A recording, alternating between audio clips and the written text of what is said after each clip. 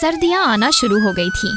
एक छोटे से गांव के किनारे बहती एक नदी थी जो मछुआरों के लिए जीवन का एक अहम हिस्सा थी। गांव की एक छोटी सी बस्ती में हरिया और उसका परिवार रहता था। वह साहसी और मेहनती था और अपनी ज़बान का पक्का था, पर उसकी जिंदगी बहुत साधारण थी। हरिया और उसकी पत्नी माया तथा उनके 2 छोटे बच्चे विकास और मीना बहुत मुश्किलों में अपना जीवन व्यतीत कर रहे थे। हरिया नदी में मछलियां पकड़ता था और जो भी मछलियां उसे मिलती वह पास के बाजार में जाकर बेचकर अपने घर का खर्च निकालता था। हरिया और उसके परिवार की जिंदगी पूरी तरह मौसम और नदी की मछलियों पर निर्भर करती थी। सर्दियों के आने पर हरिया और उसके परिवार की स्थिति और भी खराब हो जाती थी। नदी का पानी ठंड के कारण धीरे धीरे जमने लगता था और हवा भी बहुत तेज चलती थी। इसी कारण हरिया और उसकी पत्नी ठंड के बारे में सोचकर परेशान रहते थे। हरिया अपनी पत्नी से कहता, भाग्य मानो लगता है इस बार भी ठंड बहुत बढ़ने वाली है। पता नहीं मछलियाँ पकड़ भी पाऊंगा या नहीं। उसकी पत्नी उसकी बात सुनकर बोली, अरे आप इतना चिंता मत करो, भगवान पर भरोसा रखो। वह दिन भी आ गया जब ठंड ने अपने सारे रिकॉर्ड तोड़ दिए। दिसंबर का महीना था और ठंड की लहर ने पूरे गांव को अपने घेरे में ले लिया। लेकिन बेचारा हरिया, उसे इतनी सर्दी में भी नदी में जाकर मछलियां पकड़नी थीं। अगर वह नहीं जाता तो उसे और उसके परिवार को भूखा रहना पड़ता। यह ठंड का मौसम उसके लिए चुनौती भरा था, पर अपने परिवार के पेट की खातिर वह हर मुश्किल सहने को तैयार था। ऐसे ही एक दिन हरिया मछलियां पकड़ने के लिए निकलने वाला था। तभी माया ने हरिया से कहा, ए जी, ठंड का मौसम आ गया है बाहर, इतनी ठंड है, आप नदी में मत जाइए। कुछ और काम क्यों नहीं कर लेते? इन सर्दियों में इतनी ठंड में बाहर मत जाइए, नहीं तो सेहत पर बुरा असर पड़ेगा। तभी हरिया ने माया से कहा, अरे माया, अगर मैं मछलियाँ नहीं पकड़ूं तो परिवार कैसे चलेगा? मुझे मछलियाँ पकड़ने के सिवा और कोई काम भी तो नहीं आता। मुझे हर रोज मछलियाँ पकड़ने जाना होगा ताकि मैं तुम लोगों का अच्छे से ख्याल रख सकूं। यह ठंड किसी भी हालत में मुझे रोक नहीं सकती। हरिया का दिल बहुत मजबूत था, लेकिन वह जानता था कि यह ठंड बहुत खतरनाक हो सकती है। फिर भी उसने अपना मछली पकड़ने का सामान लिया और नदी की ओर चल पड़ा। रास्ते में ठंडी हवा ने जैसे उसे चारों ओर से घेर लिया था। जब वह नदी के पास पहुंचा तो देखा कि पानी का स्तर और भी कम हो गया और नदी के किनारे बर्फ की परत जमने लगी थी। हरिया ने अपनी नाव नदी में डाली और जाल फेंकने का काम शुरू किया, लेकिन जैसे ही उसने जाल डाला उसे महसूस हुआ कि उसकी उंगलियां और पैर बर्फ की तरह सख्त हो गए हैं। उसे इतनी तेज सर्दी लग रही थी कि ऐसा लगता था जैसे शरीर के हर अंग में कड़वे कांटे चुभ रहे हों। ठंडी हवाएं बर्फीली हो चुकी थीं और हरिया की सांसें तक जमने लगी थीं। इस कड़क ठंड ने उसे इस कदर जकड़ लिया था कि उसकी आंखें भी जलने लगी। मगर हरिया ने हार नहीं मानी और मछलियां पकड़ने का काम जारी रखा। दिन भर जाल खींचते खींचते भी उसे एक भी मछली नहीं मिली। हरिया बहुत निराश हो गया, उसका दिल भारी हो गया, लेकिन उसने खुद को संभाला और सोचा, अगर आज मछलियाँ नहीं मिली तो मुझे घर खाली हाथ लौटना पड़ेगा और घर पर सब लोग मुझसे उम्मीद लगाए बैठे हैं। मुझे कुछ भी करके मछलियाँ पकड़नी ही होंगी। वह जाल खींचते खींचते थक चुका था और उसकी हड्डियां तक सर्दी से कड़क रही थीं। वह अपनी नाव में बैठकर कुछ देर आराम करने लगा, पर यह सोचकर फिर उठ खड़ा हुआ, अरे नहीं, अगर इस ठंड में बैठा रहूंगा तो यह बर्फ मेरा शरीर और भी कमजोर कर देगी। तभी नदी के पास एक बूढ़ा साधु पहुंचा। वह साधु हर रोज नदी के किनारे बैठकर ध्यान किया करता था। साधु हरिया को बहुत देर से देख रहा था और समझ गया था कि हरिया बहुत मेहनत कर रहा है, लेकिन मेहनत के चलते उसकी हालत बहुत खराब हो चुकी थी। उसने हरिया को पास बुलाया और कहा, बेटा, इतनी ठंड में क्यों खुद को कष्ट दे रहे हो? मछलियों के बिना जीवन नहीं रुकता। तुम्हें अपनी सेहत का ध्यान रखना चाहिए। हरिया ने जवाब दिया, साधु बाबा, अगर मैं मछलियाँ नहीं पकड़ूं तो मेरे परिवार को भूखा रहना पड़ेगा। मेरी पकड़ी हुई मछलियों पर ही हमारी पूरी जिंदगी टिकी है। साधु ने हरिया की बात सुनी और मुस्कुराते हुए कहा, तुम सच में बहुत मेहनती हो, लेकिन जीवन का सबसे बड़ा सुख स्वास्थ्य है। स्वास्थ्य है तो सब है बेटा। साधु की बात सुनकर हरिया थोड़ा भावुक हो गया, लेकिन अपनी जिम्मेदारी को याद करके उसने फिर से जाल पानी में फेंक दिया। इस बार आश्चर्यजनक रूप से जाल में कई बड़ी मछलियां फंसी हुई थीं। हरिया की आंखों में आंसू थे, क्योंकि इतनी देर मेहनत करने के बाद उसे आखिरकार मछलियां मिल गईं। अब वह इन्हें बेचकर घर के लिए राशन ले सकता था। उसने साधु की ओर देखा और सोचा, यह जरूर साधु महाराज की ही कृपा होगी कि मुझे आते ही इतनी सारी मछलियां मिल गई। यह सोचते हुए हरिया ने साधु को धन्यवाद कहा और घर की ओर निकल पड़ा। हरिया जब घर लौट रहा था तो रास्ते में उसने सोचा कि इस ठंड में भी भगवान ने मेरी मदद की। मुझे आज इतनी ठंड में मेहनत के बाद यह एहसास हुआ कि कभी-कभी मुझे अपनी सेहत पर भी ध्यान देना होगा, क्योंकि मेरे सिवा मेरे परिवार का कमाने वाला और कोई नहीं है। ठंड का कहर बहुत भीषण था। ठंड की वजह से बेचारे की हालत भी खराब हो रही थी। वह जैसे तैसे घर पहुंचा।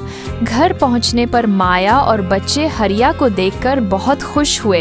हरिया ने उन्हें बताया कि उसे नदी किनारे एक साधु बाबा मिले थे और उन्हीं की कृपा से आज उसे इतनी बड़ी मछलियां मिलीं। माया ने कहा, ये ईश्वर की कृपा है। ईश्वर हम जैसे गरीबों को कभी अकेला नहीं छोड़ते। हरिया ने कहा, आप सही कहती हो, मेहनत कभी बेकार नहीं जाती। उस दिन हरिया और उसका परिवार गर्म गर्म खाने का आनंद लिया और ठंड की चिंताओं को कुछ समय के लिए भूल गए। हरिया ने सोते हुए सोचा, हे भगवान, आज की तरह आप रोज मुझ पर कृपा करना ताकि मैं अपने परिवार का पेट पाल सकूं। अगले दिन हरिया फिर से मछली पकड़ने के लिए तैयार हुआ, लेकिन सर्दियों की कड़ी ठंड ने गांव में अपना कहर बरसाना शुरू कर दिया था। हरिया ने पिछले दिनों सीखा था कि मेहनत और भगवान पर विश्वास रखने से कोई भी कठिनाई से बाहर निकला जा सकता है। हरिया मछली पकड़ने के लिए जाने वाला था, लेकिन वो महसूस कर रहा था कि ठंड बहुत ज्यादा बढ़ रही है और इतनी ठंड में नदी में मछलियां पकड़ने जाना खतरनाक भी हो सकता है। कुछ देर बाद हरिया बिना ठंड की परवाह किए अपने परिवार के लिए मछली पकड़ने के लिए तैयार हो गया। जब हरिया घर से बाहर निकलने ही वाला था, तब माया ने एक बार फिर उसे रोका और कहा, अरे जी, बाहर इतनी ठंड है, क्यों इतना जोखिम उठा रहे हो? वह जानती थी कि ठंड कितनी भयंकर हो सकती है। हरिया ने अपनी पत्नी को समझाते हुए कहा, माया, अगर मैं घर पर रहकर बैठा रहा तो हम कैसे जिएंगे? यह ठंड चाहे जैसी भी हो, मुझे तो अपनी जिम्मेदारियां निभानी ही पड़ेंगी। माया ने उसे समझाते हुए कहा, लेकिन आप देख ही रहे हो, बाहर कितनी ठंड है। नदी का पानी बर्फ जैसा जम चुका होगा। ऐसे में बाहर जाना आत्महत्या करने जैसा हो सकता है। हरिया ने अपनी पत्नी की चिंता को समझा, पर उसने अपना निर्णय नहीं बदला और आत्मविश्वास से बोला, अरे तुम चिंता क्यों करती हो? मेहनत और ईमानदारी से किया गया काम कभी व्यर्थ नहीं जाता। भगवान हमारी मदद जरूर करेंगे। यह कहकर हरिया अपनी जरूरत का सामान लेकर नदी की ओर बढ़ गया। रास्ते में उसे बर्फीली हवाओं का सामना करना पड़ा। इतनी तेज हवा में हरिया की सांसें जैसे ही बाहर निकलती, बर्फ की तरह जमने लगती। वह सोच रहा था, क्या इस बार ठंड इतनी तेज होगी कि मेरी मेहनत भी बेकार हो जाएगी? हे भगवान, अब सब कुछ आपके भरोसे है। नदी के पार पहुंचते ही हरिया ने देखा कि पानी का स्तर कम हो गया था। नदी का पानी हल्के हल्के बर्फ के टुकड़ों में बदल चुका था। फिर भी हरिया ने अपनी नाव पानी में डाली और जाल फेंकने की तैयारी की। वह धीरे धीरे जाल डालने ही जा रहा था कि उसे दूर खड़ी एक बूढ़ी औरत नदी के किनारे दिखाई दी। हरिया अपनी नाव लेकर उसके पास गया और बूढ़ी औरत को गौर से देखा। पाया कि वह ठंड से कांप रही थी। उसकी आंखों में बहुत गहरी उदासी और थकान थी। हरिया उसकी ओर बढ़ा और मदद के लिए पूछा, अरे चाची, क्या आप ठीक हैं? आप इतनी ठंड में यहाँ क्यों खड़ी हैं? महिला ने बहुत धीमी आवाज में कहा, बेटा, मैं बहुत थक गई हूँ। मेरा घर नदी के दूसरे किनारे के पास है और इस ठंड में मैं वहाँ नहीं जा सकती। हरिया ने महिला की हालत देखकर बिना कोई समय गवाए उसे अपनी नाव में बैठने के लिए कहा। महिला की हालत देखकर हरिया को एहसास हुआ कि उसे तुरंत बूढ़ी औरत की मदद करनी चाहिए। हरिया ने सोचा, अगर इस बूढ़ी औरत की सही समय पर मदद नहीं की तो शायद यह बूढ़ी औरत मर भी सकती है। हरिया ने महिला को नाव में बैठाया और कहा, चाची, आप चिंता मत कीजिए, मैं आपको नदी पार करा दूंगा, आप आराम से बैठ जाइए। हरिया बूढ़ी औरत को यह बोलकर नदी पार कराने ले गया और साथ ही वह दुखी मन से सोचने लगा, हे भगवान, इस बूढ़ी औरत को भी मदद की जरूरत है। थोड़ी देर में शाम भी हो जाएगी और मैंने अभी तक एक भी मछली नहीं पकड़ी। पता नहीं आज का गुजारा कैसे होगा। यही सब सोचते सोचते हरिया धीरे धीरे अपनी नाव को नदी के पार ले जाने की कोशिश करने लगा। कुछ देर बाद जब वह नदी के दूसरे किनारे पर पहुंचा तो बूढ़ी औरत ने उसे धन्यवाद दिया। बेटा, तुमने मेरी जान बचाई है। इस ठंड में किसी ने मेरी मदद नहीं की थी। थोड़ी ही दूर मेरा घर है, मैं अब खुद चली जाऊंगी। तुम्हारी मदद से मुझे एहसास हुआ कि अच्छाई अब भी इस दुनिया में जिंदा है। हरिया ने मुस्कुराते हुए कहा, अरे, आपको शुक्रिया कहने की कोई जरूरत नहीं है चाची, यह तो मेरा फर्ज है। हमें सबकी मदद करनी चाहिए, यही तो इंसानियत है। उस बूढ़ी औरत के जाने के बाद हरिया ने नाव से ही मछलियों का जाल पानी में डालने की सोची, लेकिन अब दिन ढलने को आ गया था और ठंड भी बढ़ रही थी। हरिया बेचारा उदास हो गया और मन ही मन सोचने लगा, हे भगवान, अब मैं क्या करूं? घर का राशन भी खत्म होने को है और लगता है आज कुछ भी कमाई नहीं होगी। मैंने तो एक भी मछली नहीं पकड़ी। बेचारा हरिया उदास मन से खाली हाथ घर की ओर निकला। जब हरिया घर पहुंचा तो माया और बच्चे उसे देखकर खुश हो गए। हरिया का उदास चेहरा देखकर माया समझ गई कि आज हरिया खाली हाथ लौटा है।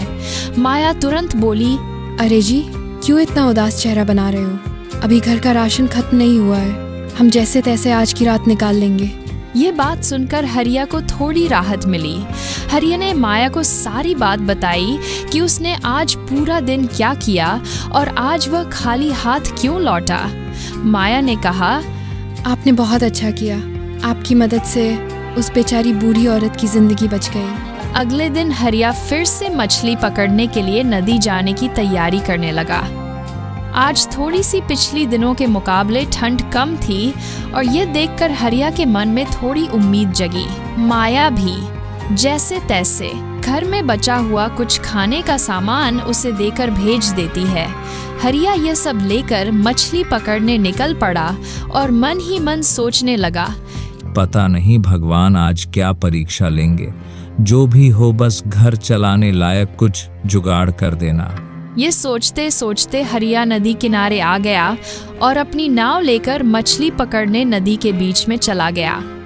कुछ समय की कड़ी मेहनत के बाद हरिया ने ढेर सारी मछलियां पकड़ लीं। थोड़ी देर बाद हरिया खुशी खुशी मछलियां लेकर घर की ओर निकल रहा था कि तभी उसके सामने वही साधु बाबा आ गए और बोले, बेटा, क्या तुम मुझे अपनी मछलियां दे सकते हो? मेरे आश्रम के बच्चे भूखे हैं और मैं उनके लिए आज कुछ भी खाने का बंदोबस्त नहीं कर पाया। साधु महाराज की बात सुनकर हरिया बड़ी परेशानी में पड़ गया। अब बेचारा क्या करे? हरिया सोचने लगा, यह तो वही साधु महाराज हैं जिन्होंने एक दिन मेरी मदद की थी। अब मैं उनकी बात ठुकरा नहीं सकता, नहीं तो मुझे पाप लगेगा। पर मुझे अपने घर की भी तो चिंता करनी होगी। हरिया यह सब सोच ही रहा था कि साधु बोले, बेटा, तुम मुझे थोड़ी सी मछलियां दे दो, पूरी की पूरी देने की जरूरत नहीं है। तुम्हें भी तो अपना घर चलाना है। ये सुनकर हरिया को थोड़ी सी राहत मिली और वह अपनी मछलियां साधु महाराज को देकर अपने लिए कुछ मछलियां रख गया। असल में साधु हरिया को परख रहे थे। वे हरिया को हमेशा नदी में कड़ी मेहनत करते हुए देखते थे और इसलिए साधु हरिया की कुछ मदद करना चाहते थे। बिना यह जाने कि हरिया अच्छा इंसान है या बुरा, साधु सीधे मदद नहीं कर रहे थे। वे देखना चाहते थे कि हरिया के मन में दूसरों के लिए कितनी उदार भावना है। हरिया के घर लौटते ही माया बोली, अरे जी, अच्छा हुआ आज खाली हाथ नहीं लौटे, कुछ तो मिला आखिरकार। पर आप आज मछलियाँ बेचने बाजार क्यों नहीं गए? हरिया ने कहा, अरे भाग्यवान, इतने से मछलियाँ कहाँ बेचने ले जाऊं? वैसे भी घर में कुछ तो राशन है ही।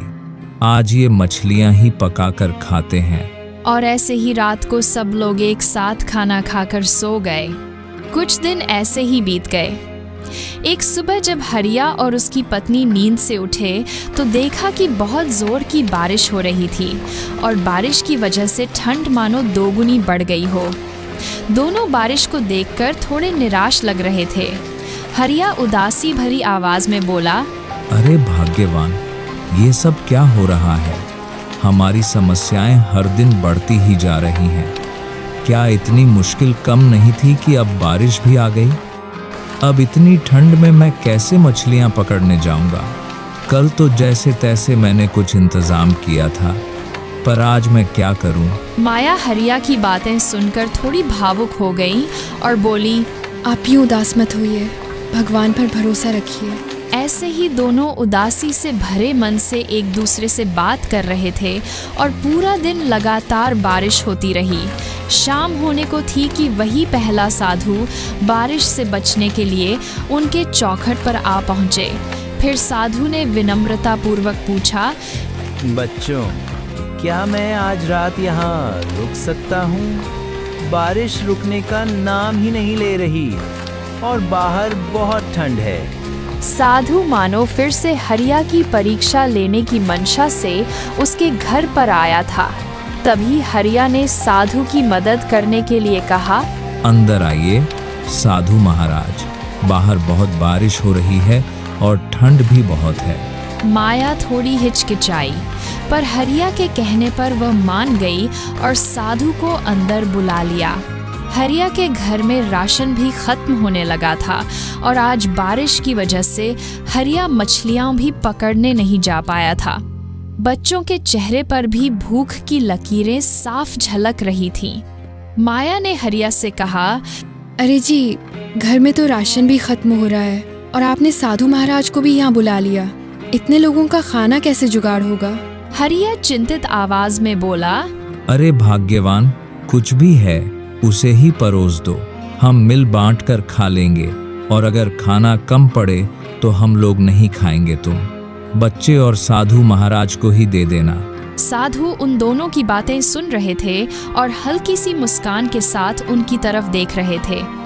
खाना कम पड़ने की वजह से माया ने पहले साधु और बच्चों को ही खाना दिया। हरिया और माया भूखे रहे। साधु यह सब जानते हुए भी अनजान बने रहे, मानो वे उन दोनों की परीक्षा ले रहे हों। फिर सब लोग सोने चले गए।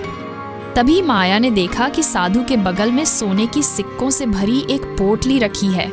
वह तुरंत हरिया को जगाकर बोली, अरे देखिए ना, साधु महाराज के पास कितना धन है। हरिया ने शांत स्वर में कहा, भाग्यवान, साधु महाराज को कई अमीर लोग दान के रूप में धन देते हैं। यह भी शायद किसी ने उन्हें दान किया होगा।